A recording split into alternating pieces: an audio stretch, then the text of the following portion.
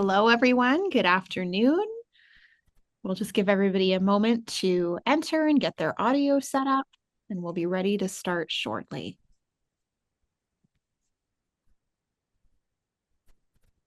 Good evening, everybody. Good afternoon. Welcome to part 5 of our series digging into the foundational English language arts learning progressions. Today, our topic is comprehension. And with that, I will pass it over to our wonderful hosts for this evening, Angelo and Calico. Thanks, Una.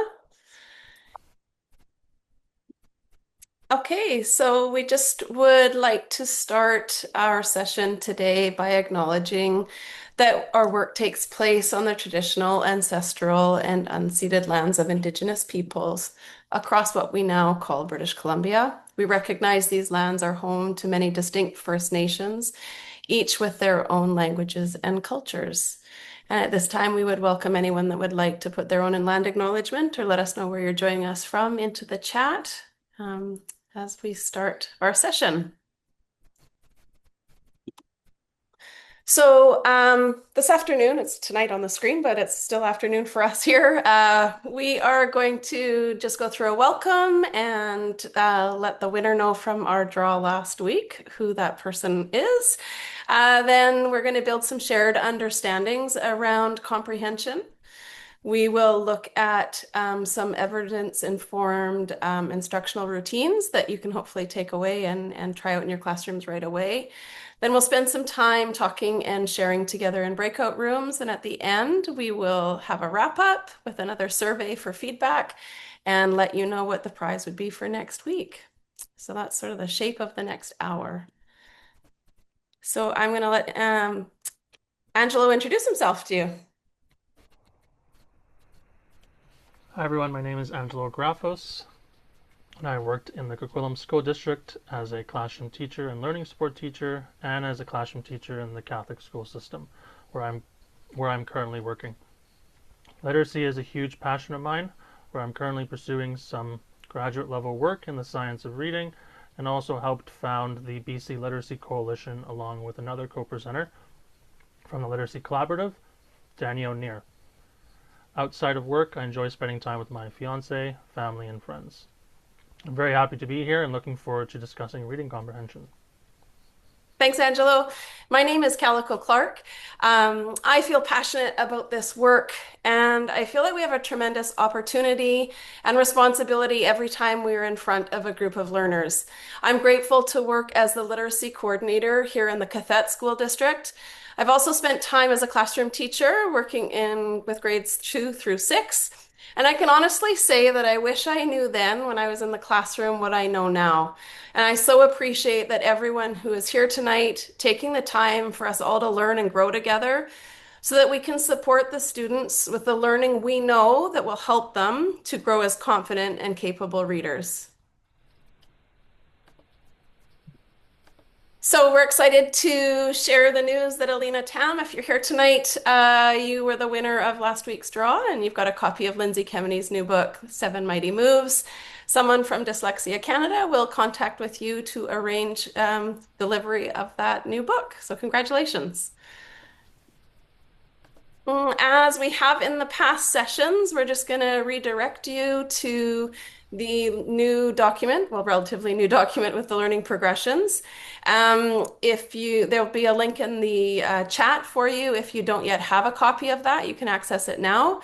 And we would just want to remind you, it's the same formatting for this skill that we're talking about tonight as comprehension. You'll see that there's a brief overview or definition with the descriptor. And then we've got the grade-based descriptions as well. And at the end, there's a definition of terms. So if you haven't yet taken a look at it, click on that link in the chat and you can kind of take a look to join us. So this section is designed to set us on the same page, and we will clarify some key language and concepts so that we're kind of coming at this with a shared understanding. And so starting out, defining comprehension is actually an incredibly complex task, but here we offer a very simple definition. The reading comprehension can be thought of as the ability to extract meaning from decoded text, which is the ultimate purpose for reading. This image here is, of course, of Scarborough's rope, and it may be familiar to many of you. And we just want to remind everybody that reading isn't one skill, but it's many skills. The word recognition and language comprehension are woven together. And the lower strand reminds us, or represents that phonemic awareness, decoding, and word reading skills are woven together. And that when they're well practiced, we can read words quickly and effortlessly. The upper strands develop language comprehension. This includes vocabulary, syntax, sentence structure, and these are all topics that we've discussed in previous webinars. And here's another reminder. Kathy is in the back of my mind. She always reminds us that we can and should be teaching these strands together. And just to bring to your attention the metaphor of the rope, and Hollis Scarborough says that skilled reading or making meaning from a text happens when all the strands happen with fluent execution and resulting in a strong rope, if you will, or ultimately comprehension and understanding or making meaning from a text. So if you were with us last week for the session on fluency, this slide will likely look familiar. We wanted to include it again as a reminder that all these important aspects build comprehension. And without these critical components working together with accuracy and automaticity, reading comprehension can and will be compromised. So, while many of us might think of comprehension in terms of strategies or asking and answering questions, reading comprehension is actually much more complex than many of us might be aware of. A big part of this is that it isn't a tangible process. We can't actually see it happening, nor can we directly measure it. Or, for oral reading fluency is an excellent measure that acts as an indicator or predictor of reading comprehension, but it can't be measured directly in the same way that, say, letter naming or phonemic segmentation could be. So, as we dive into the next few slides, I just want to remind you to hold on tight because we're going to go a bit deep and it might get a little bit lengthy, but it's really important to set that shared understanding together. So let's acknowledge one more time that comprehension is a complicated thing. There are many elements that play a role in how a reader constructs their understanding of a text. This outcome, or what we want students to understand, is shaped by the interaction of what the reader brings to a text, the demands of the text itself, and the nature of the task or activity. We need to be mindful of the demands of the text, which sometimes contain academic language with vocabulary and syntax that is different from how we speak in oral conversation. Note that this can be specifically challenging for multilanguage learners whose first language might have a different syntax than English. The reader brings a personal knowledge or experience to a text. That includes their decoding ability, vocabulary, biases and world experiences, executive functioning, and cognitive processes, as well as their interests and motivation. And the task or reason for reading is varied. Sometimes it's self-generated, and sometimes it's assigned, like at school. Sociocultural context falls around all three of these other big ideas, and the reader brings not only school but home experiences that need to be considered. Each of these elements is worthy of your attention when assessing and designing reading comprehension instruction, whether in small or whole group lessons.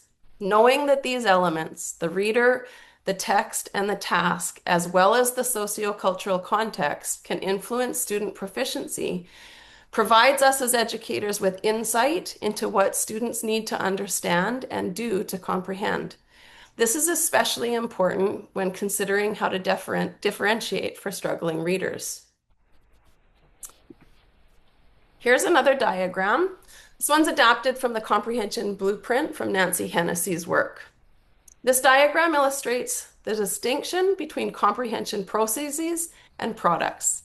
We know that reading comprehension is complex and dynamic, and it involves many different processes that are happening moment by moment. We can think of these processes as internal or mental hidden activities, and that an active exchange is happening between what is in the reader's mind, background knowledge, preconceptions, attitudes, and experiences, and the information in the text itself. In this active exchange that helps the reader arrive at, sorry, it is this active exchange that helps the reader arrive at this enduring understanding of the text, the product, or ultimately resulting in comprehension. So, if we look first at cognitive processes, these come into play when the reader is interacting with the text. The words and sentences used by the author with underlying or implied meanings in the text, and it's connecting to their background knowledge and experiences. When we look at executive function and its role in comprehension, we can think about the reader needing to shift attention depending on the demands of the text, what they need to draw on working memory to hold words while the making meaning of the sentence, or the sentence and meaning is assembled and while words are connected. They also need to draw on long-term memory when thinking of previously learned information to help infer, plan, and organize. Finally, we can think of language processes. Here we are thinking about the language comprehension processes that we saw back in our first session. Included here is background knowledge, vocabulary, language structures and syntax, verbal reasoning, knowledge of print, and text structures. Clearly, if we take a deep breath, we can see that there is a lot going on for a reader as they dive into, explore, and unpack a text. So we can think that comprehension is an active process that generates a product or an enduring understanding of what is read, and the ultimate goal of reading is that product. Highlighted here on the screen are two important quotes that signify or remind us of the importance of two components that directly impact reading comprehension. So first, a lack of knowledge becomes a barrier to comprehension. And the second quote is, vocabulary size in kindergarten predicts reading comprehension in intermediate and middle school. Knowing this can help to guide the instruction that is done in the younger years, as we know that it will help to provide that Velcro for new words and concepts to stick as students move through their educational years. So background knowledge, we're going to unpack that a little bit. The research clearly shows us that background knowledge is key to supporting understanding of a text. One of the most effective ways to build background knowledge is through read-alouds of carefully selected texts.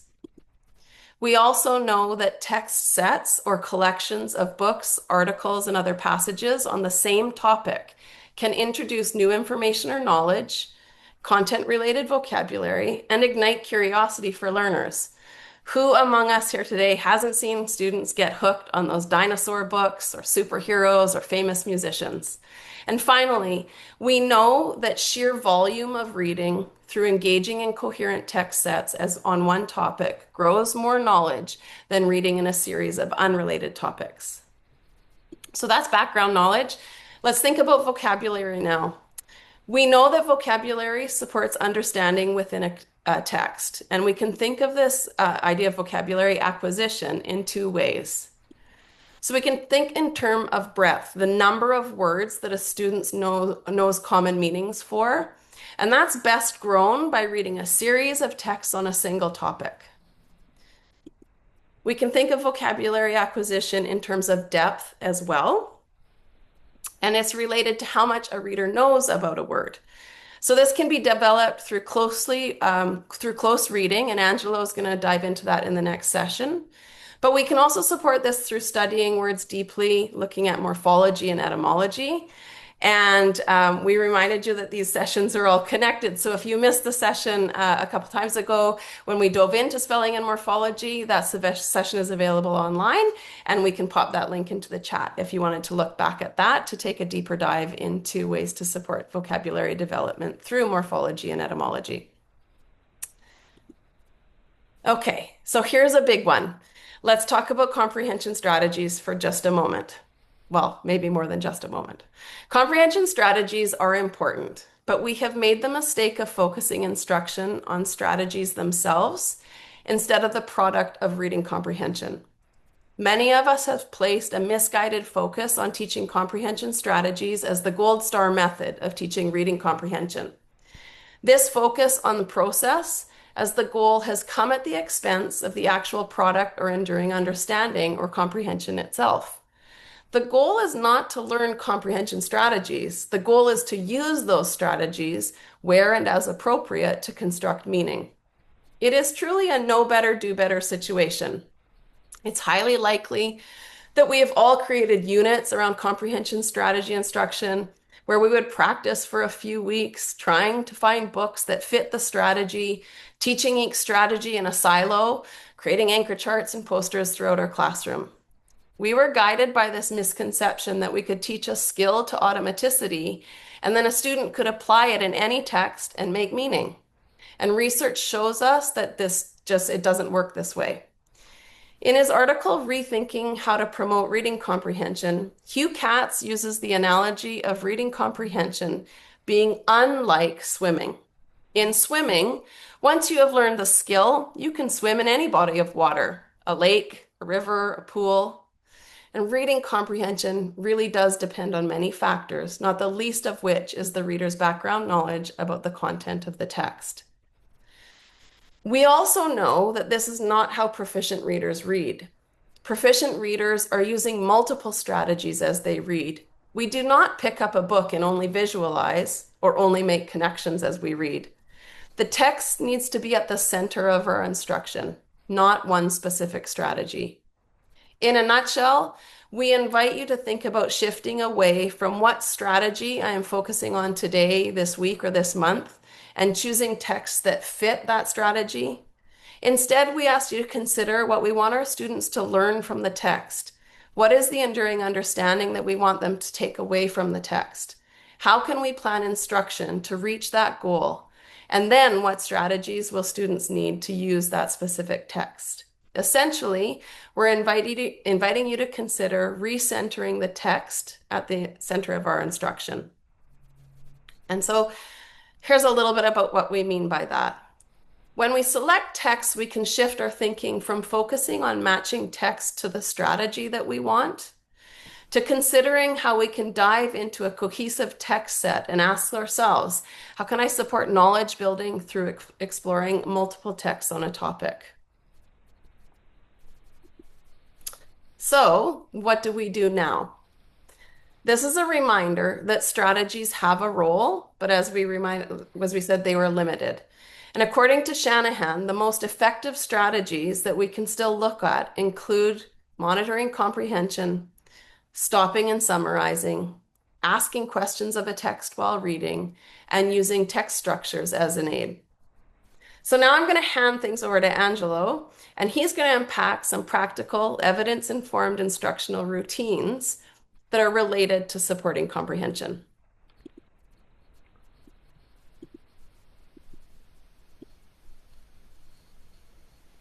Thank you, Calico.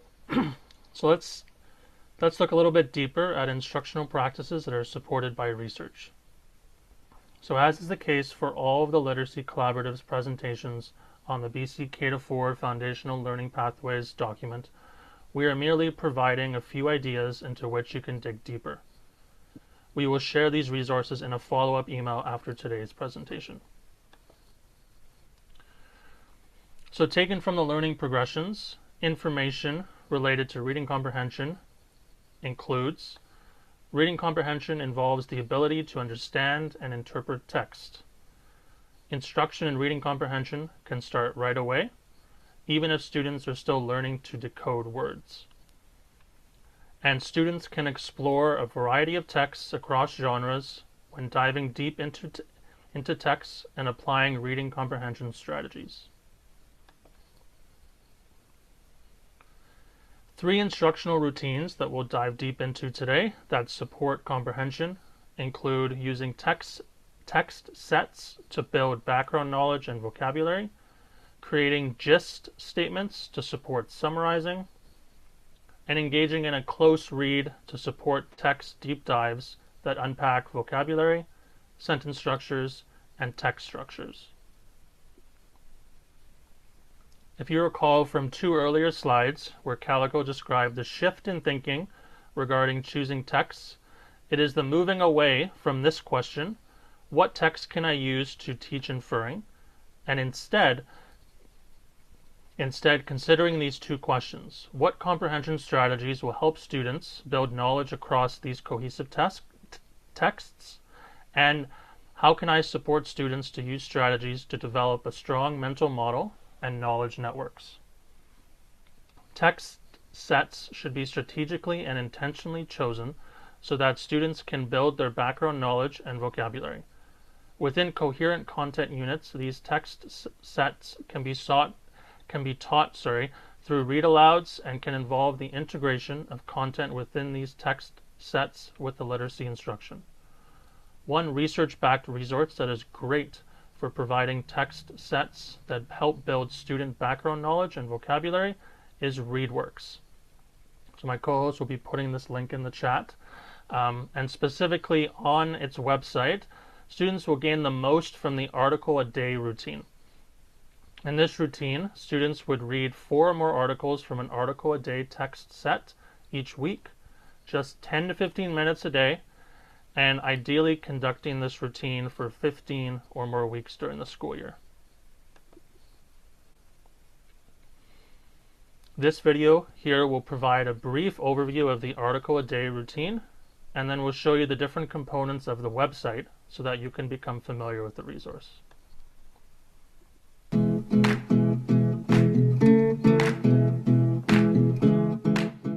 As teachers, we all want our students to succeed in reading comprehension and to love reading. But so many of our kids just don't have the background knowledge, vocabulary, or stamina they need to be successful. Article a Day can make a huge difference by systematically building our students' background knowledge, academic vocabulary, and reading stamina. The best part?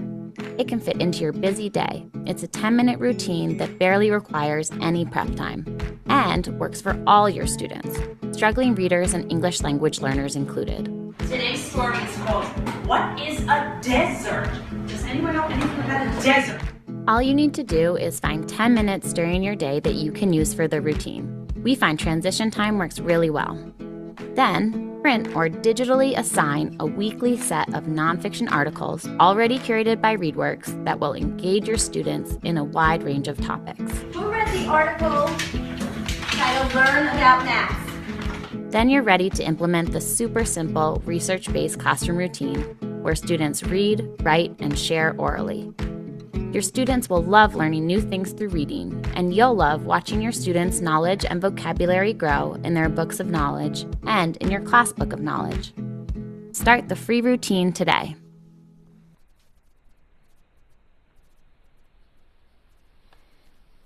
So on this slide here, this is the content page of the website where you can access the article a day text sets on the left-hand side with nonfiction, fiction, or poem texts for grade level.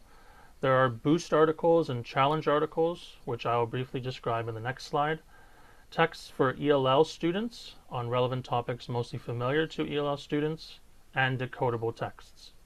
For the reading passages, there is something called Step Reads passages, which are less complex versions of the original article in the text set. Step Read 1 is less complex than the original article, and Step Read 2 is less complex than Step Read 1. To dive deeper into this resource, let's say that we want to read a grade 4 text set about dinosaurs. After we click on the text set, we come to this page where we can see the different texts in the set, like Psittacipati, a nesting dinosaur, Leopleurodons, discovering the Dreadnoughtus dinosaur, the mystery of a bird-like giant, the Megalodon, king of the ocean, and ancient sea scorpions, the Eurypterid. When compared to the original text in the set, the boost articles are slightly lower level articles, and the challenge articles are slightly higher level articles, with the purpose of differentiating these texts for all students.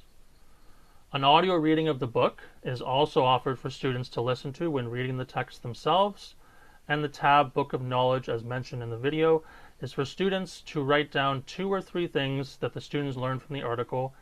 It could be an interesting fact or a new vocabulary word, and this could be done at the end of the article a day routine. As mentioned in the video, the Book of Knowledge can be used for the entire class and for each individual student. On this slide is an example for a lower grade, i.e. grade 1. So in general, the ReadWorks kindergarten, first and second grade passages are written at students' listening level comprehension. So the teacher can engage in a read aloud instead to deepen students' language comprehension, background knowledge, and vocabulary. The ReadWorks website also offers a read aloud protocol for teachers to use if they wish. Finally, something to note across all the text sets, specific vocabulary that are important to the text are bolded and underlined in the text as seen at the bottom of the slide there. When you click on the word, the definition is shown, as well as the equivalent word in Spanish and Chinese.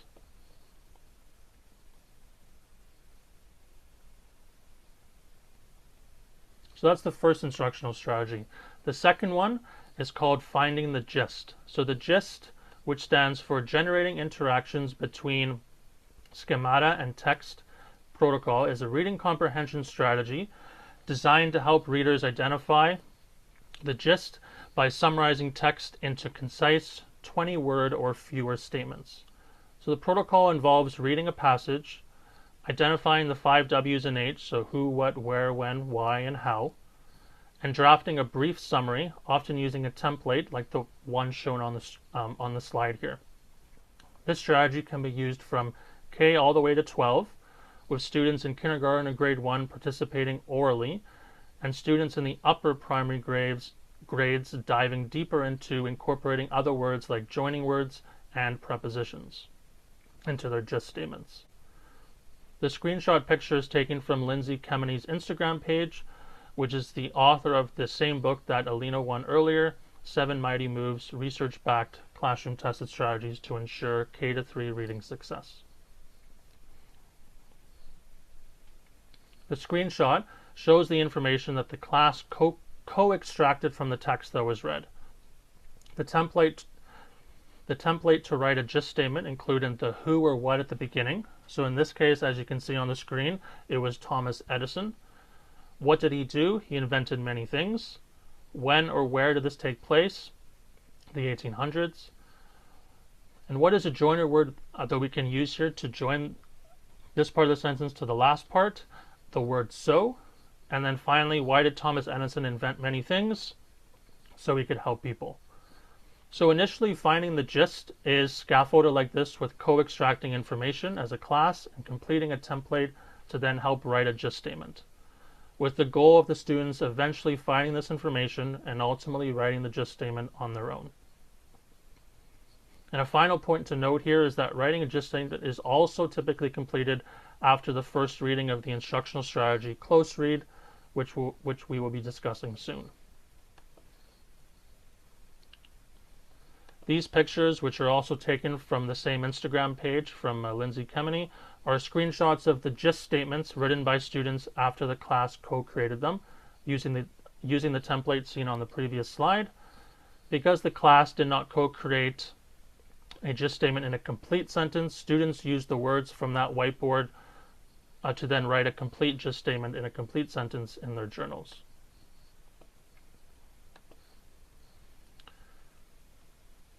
So that was the second strategy. The third instructional strategy is called close reading. So close reading involves choosing texts intentionally that build vocabulary, syntax, and background knowledge. Tim Shanahan will explain what close reading is, and then we'll dive into the specifics of this strategy. I also preface that when Dr. Shanahan mentions the core or core standards, he is referring to the American benchmarks in their literacy curriculum. However, this strategy still has great value in the BC curriculum when moving through the learning progressions. My co-host will put the video link in the chat for those who want to look at the video later.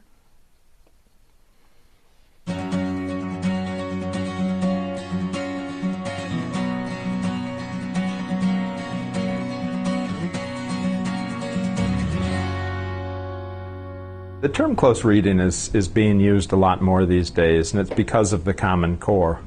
There's a real shift with the Common Core away from trying to talk about the child's experiences or the teacher's purposes or a dozen other things, but to really put the focus on interpreting the text and thinking about the text. So it's really the author's words that matter most in reading within the Common Core, and that'll be a shift for some teachers. Now the emphasis is really shifting, and it's, bring the attention to the text as quickly as possible and focus the students on figuring certain things out about the text. Because of the nature of close reading, one of the things that you'd expect to see more of is rereading. So you might read a text and then read it again to see if you can figure out more information about it. I think some teachers have students read a text more than once now, but it's more for practice.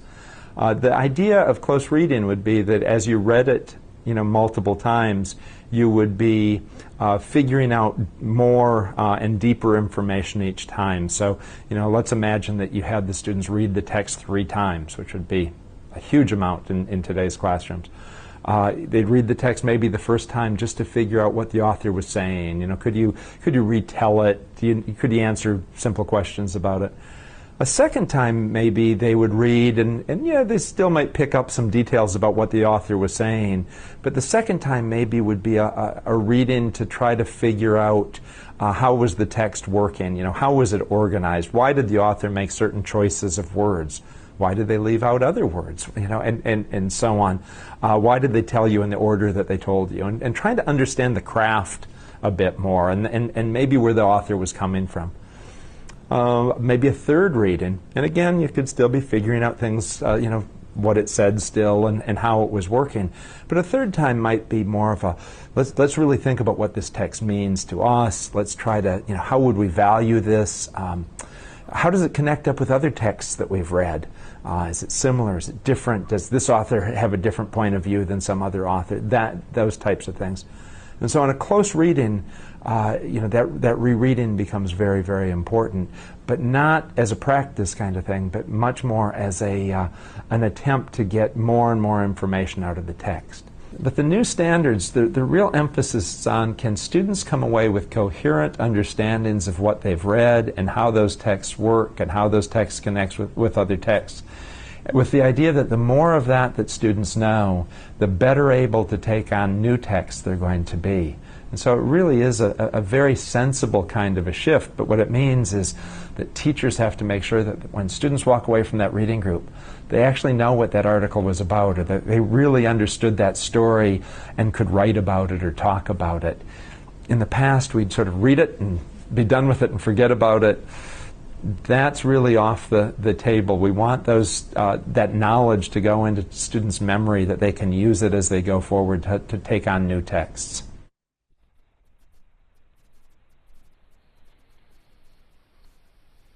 So as mentioned in the video, close reading involves rereading, and there are typically 3 reads to dive deep into text. So the focus of the first read is to determine the general meaning of the text. The teacher would read the text aloud, while students follow along with their own copy, stopping only to explain words the teacher has identified as essential to understanding the content and likely to be unfamiliar to most students. Some will be words that the teacher will briefly explain when encountering them in the text, and others might be words the teacher might return to later for more time and attention, in the second or third read, for example. If the teacher knows certain students can fluently read with expression, they can read aloud as well. As mentioned previously, after the first read, the class discusses the who, what, where, when, why, the 5 W's, and the how of the text, with the students then writing a gist statement in their notebooks. After some practice, students can eventually write gist statements on their own, and the teacher can monitor for understanding, as it is important for teachers to determine early on if certain students need more support in understanding the text before analyzing it further in the second and third reads. After the first read comes the second read. The focus of this read is to determine the specific details or aspects of the text. Teachers can engage students in discussions and provide activities regarding the text structure, any cohesive ties and connectives found, and any important vocabulary. For text structure, teaching students about the purpose, features, and signal words of different text types, and understanding cohesive ties and connectives helps readers build a mental model of the text and understand how sentences are connected, either one's close by or far away. For vocabulary instruction, diving deep into vocabulary can involve the Tier 2 vocabulary explicit and intentional instruction, as mentioned in the first session about oral language, and in the session 2 weeks ago where students can explore the morphology and etymology of words to improve the breadth and depth of their mental lexicons. Over the next few slides, we'll discuss text structure and cohesive ties / connectives, i.e. syntax, that builds students' comprehension. As mentioned previously with the reading rope, understanding text structure can be found under the literacy knowledge component of the strand language comprehension. And developing an understanding of text structure can improve one's background knowledge, which is another important contributor to effective meaning making of text. So text structures can be divided into two types, narrative and expository, with each type having a purpose, structure, features, and signal words. For expository structures, the purpose is to inform, explain, or report on something. Types of structures for this particular text type include cause and effect structures, compare contrast, problem solution, and sequence, each with their own signal words associated with them. For narrative text, the purpose is to entertain readers and provide an account of the events in a story. The structure involves the different components of a story like the setting, characters, problem, rising action, climax, resolution. There is typically a beginning, middle, and end to a story with the signal words used like once upon a time or happily ever after. One way for students to interact with narrative text and parse out the different components of its structure is to complete what's called a C-space graphic organizer. C-space stands for characters, setting, problem/purpose, actions, conclusion, and emotion. Both these pictures on the slide are taken from Lindsay Kemeny Facebook page, where the picture on the left is a co-created story map using the C-space graphic organizer, and we've included the picture on the right because it includes all components of C-space, as the E is missing on the left picture.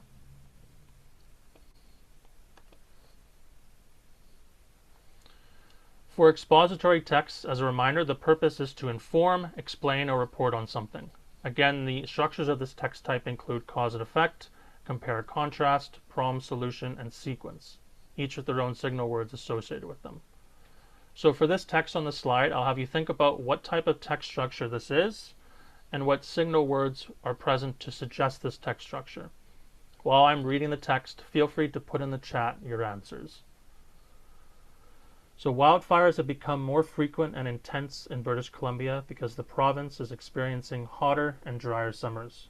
Rising temperatures dry out forests earlier in the season, which makes trees and underbrush easier to ignite. As a result, fires start more easily and spread more quickly. In addition, decades of fire suppression have allowed more fuel to build up in many forests.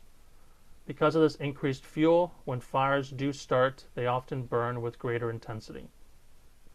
Therefore, communities across British Columbia are facing longer wildfire seasons and greater risks to homes and infrastructure.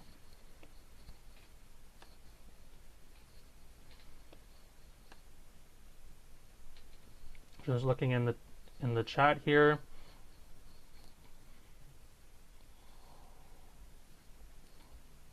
Thank you everyone for responding in the chat. So it is a cause and effect structure.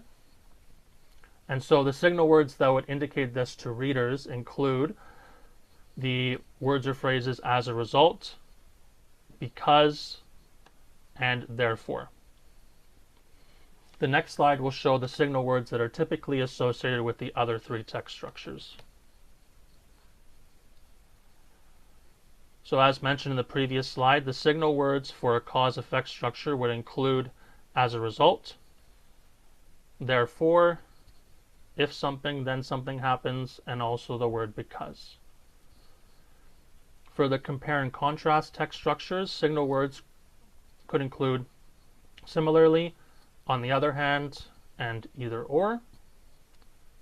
For text structures that are surrounded around a problem and solution, signal words that would indicate this include consequently, result, and resolved.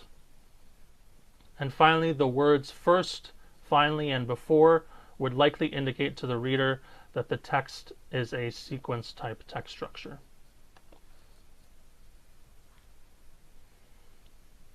According to Hennessy in her book, The Reading Comprehension Blueprint, strategies to teach text structure include modeling a think aloud on how to identify and explain the use of signal words when reading the text, conducting a text feature search by filling out an activity handout where the students would search the text for features and document their findings, use questioning for students to respond to for each specific text structure. So for example, for a compare and contrast text structure, the teacher can ask students, what is being compared? In what ways are they alike, and in what ways are they different? And this can provide the foundation for students generating their own questions when engaging in the text by themselves to answer the questions themselves. Another strategy is teaching through graphic organizers, as seen in the pictures on this slide and the next slide. Explicit teaching of how to use graphic organizers and a connection to prior knowledge can be done before reading the text. Students then complete these organizers while reading, and after reading the text, students can discuss what they wrote with a partner and can practice retelling the text. So the pictures on this slide and the next are taken from the Campbell Creates Readers blog, which is created by Savannah Campbell. Thank you for putting it into the chat. Created by Savannah Campbell, an American educator who writes blogs about strategies to teach all aspects of structured literacy. And for your reference, for these graphic organizers on this slide, they are the problem solution text for the problem solution text structure and for the sequence text structure. And these pictures are more examples of graphic organizers in the same blog. And these are for the compare contrast text structure, so using a Venn diagram as seen on the left, and on the right, organizer for the cause and effect text structure. And finally, the final read, which is the third read of the close read strategy, has the purpose of determining the overall meaning of the text. Teachers can ask students questions related to the author's purpose of writing the text theme, how the text connects to other texts, making a text-to-text connection, to personal experiences, making a text connection, and to background knowledge, making a text-to-world connection. During this third read, the teacher can engage students in making inferences from the text. Cited in the Reading Comprehension Hennessy, the quote on this slide reads, "Text cannot be understood without contributions from readers. Texts provide instructions to readers about how to use relevant knowledge and experience to build an understanding of the text. This building of understanding depends heavily on the reader's ability to draw inferences." So there are two types of inferences, local coherent and global coherent inferences. Making a local coherent inference is making meaning at the local level, at the sentence, both within and between sentences in the text. They're constructed from the information provided in the text, like specific types of vocabulary called cohesive ties and connectives. And briefly, cohesive ties are words or phrases that take their meaning from another part of a sentence or sentences.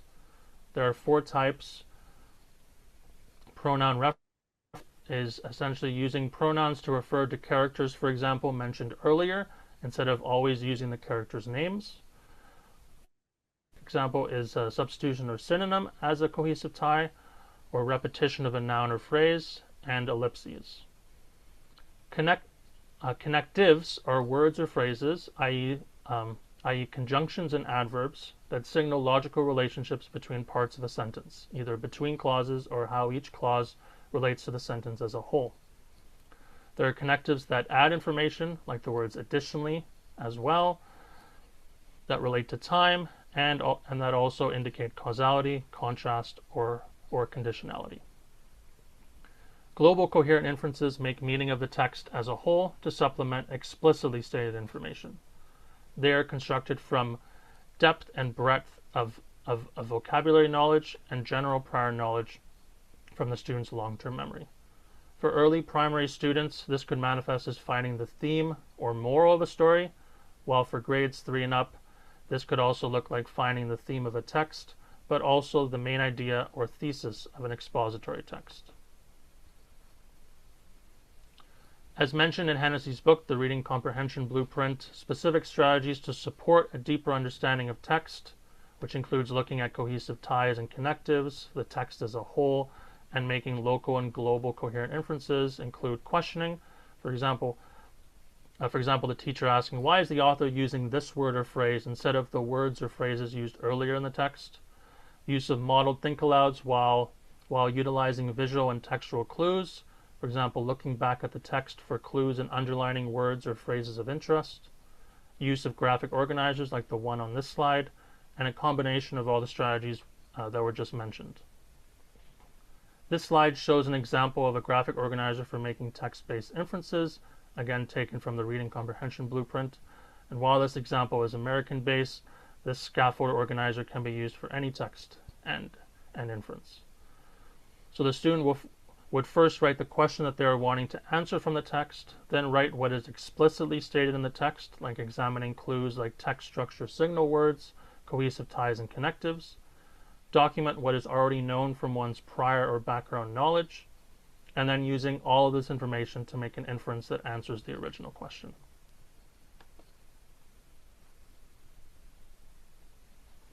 Okay. Whew. Take a deep breath, everybody. Thanks, Angelo, for all of that.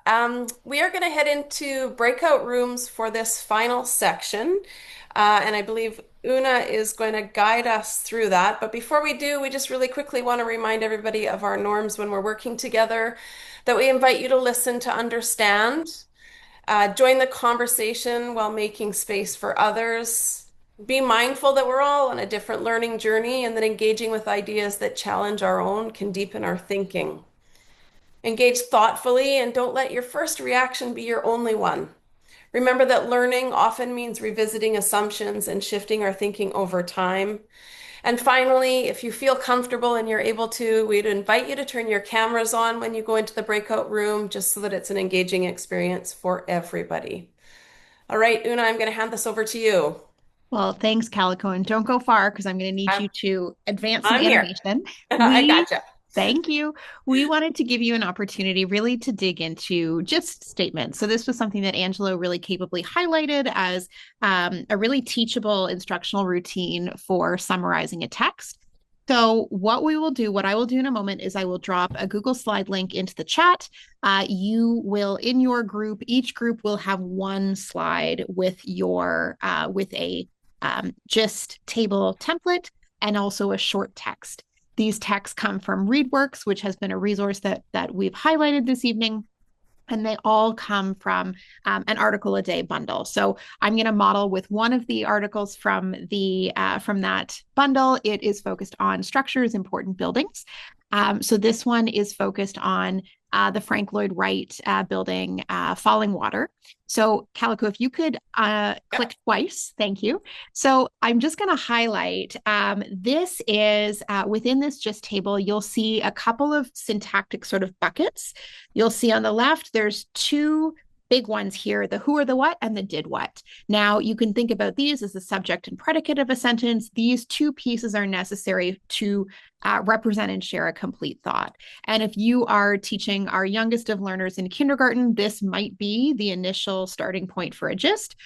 Recognizing we're all adults here, though, we're giving you much more to dig into in your gist statement. So you can see here for this gist, there was a family. They really wanted a house that was close to nature. Calico, if you could just give me the next four, that'd be great. You can see in this gist statement, in this organizer, we've added a when or a where. So in this instance, it was in the 1930s at the Bear Run waterfall in Pennsylvania. And again, that could be a complete sentence, but we've added on additional complexity with a conjunction to add in an additional phrase or clause. So you can see here that at the bottom, I have a rough gist statement. If you can click one more time, Calico, that'd be great. Summing that all together. So your job will be to get into your breakout rooms, to navigate to your group slide. At the bottom in the speaker notes, there's a link to your text. You will read the text and then together fill out your gist template. So I will put this in the chat, and I would love if somebody could confirm that I did do the sharing settings correctly and that is all visible and everybody can access it. Let's just see. Oh, I see some people jumping in. That's great. Okay, thanks, Carrie. So with that, Alicia, if you are okay to open up some breakout rooms, that would be lovely. And our team will pop around if anybody needs any support or if you need any clarification. Just making sure everybody's back. We got everybody back with us? Okay. Great. So we're right at 5 o'clock. So we really just want to quickly wrap up. If you check in the chat box, Una will put the link for our survey. We greatly value your feedback. And if you do this, you will be entered for a draw for a book next week, and we'll announce the winner in our session. This wonderful book, Know Better, Do Better. It's all around comprehension. So next week we are talking about writing, and your hosts will be Danielle Neer and Angelo Graffos. And so once again, we just wanted to say thank you to Dyslexia Canada for bringing us all together to have these meaningful conversations. Thanks, Angelo, for being my co-presenter. And we hope everyone has a wonderful evening. Thanks so much for joining us.